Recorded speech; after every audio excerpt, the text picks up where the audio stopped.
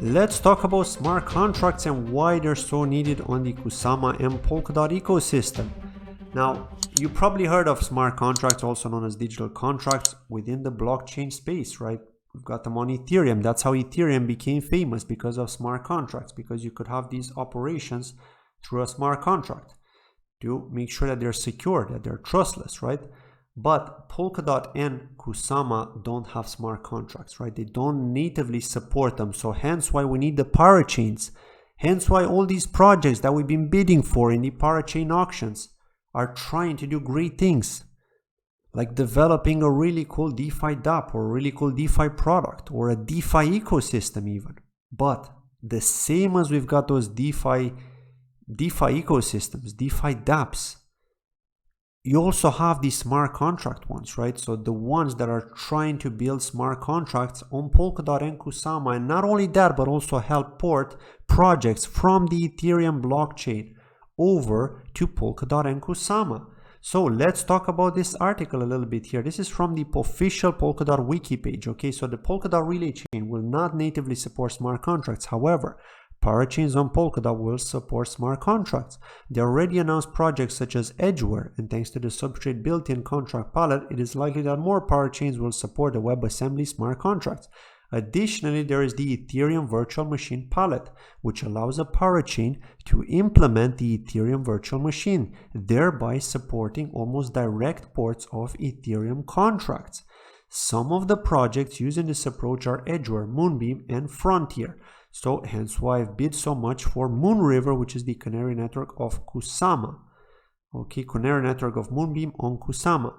Because they're going to do exactly the same. They're going to try and bring all these different smart contracts from Ethereum over to Kusama. And Moonbeam are going to do the same to Polkadot. And aside from that, we've got a total supply situation, which I've already discussed in a different video, especially the price prediction video. BitSwap is the hottest new way to trade tokens. Crawling all the top decentralized exchanges, BitSwap will get you the very best price and value for your trades.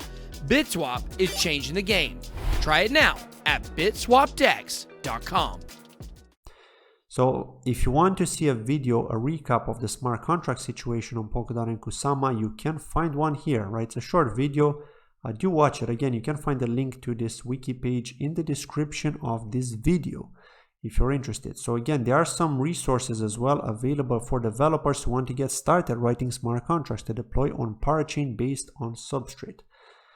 We've got the Edgeware contracts. We've got the Ink contract, which is Paradise Ink to write smart contracts, and the Substrate contracts workshop, which is a walkthrough of the basics of writing and deploying an ERC20 token using Ink. And this is where we've also got projects like Chainx, which are now working to create these Ethereum virtual machines because they've got the palette. So they can use the power of this palette to create these smart contracts. But again, it's not easy. It takes development time. So that's why even Moonriver are going through different phases now towards decentralization.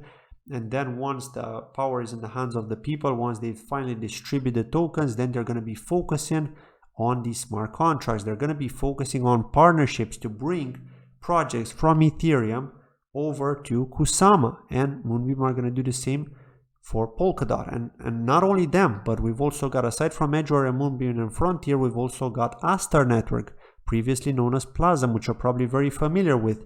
Some people watching this channel have invested in Astar Network, in Plasm, through the Ethereum lock drop last year, right? I've actually done a video on that back then, but I didn't personally lock anything.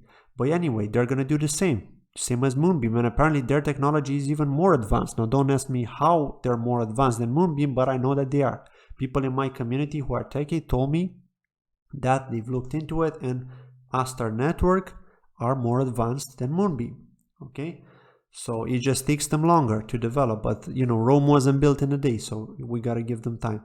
I know that people want to make a quick buck, and I think that the quick buck comes from the low supply tokens, which are also doing great things, which have good backers, right? Like Moonbeam, for example. Moonbeam has low supply. Even if the tech may not be as good as Astar Networks, they've also got great marketing, and that helps them, right? Astar Network don't really have good marketing, but they're developing. They're great developers. So yeah, I think a mix of marketing, low supply is the potion for the pump, right? For the price pump, and I know many people want that, right? And yeah, I just wanted to kind of cover this and just basically share my thoughts on smart contracts, why we need them. We're gonna have all these different dApps running on Polkadot and Kusama, and without smart contracts, it's gonna be difficult, right? How are we gonna do it? You need to set up a node. You need to have nodes. And you can't just always have nodes, right? You need to think of an easier way. So that's why we need to see these smart contracts get implemented, and then to have people develop dApps on these smart contracts. And then we're likely going to see games, not only memes and all this sort of stuff, right?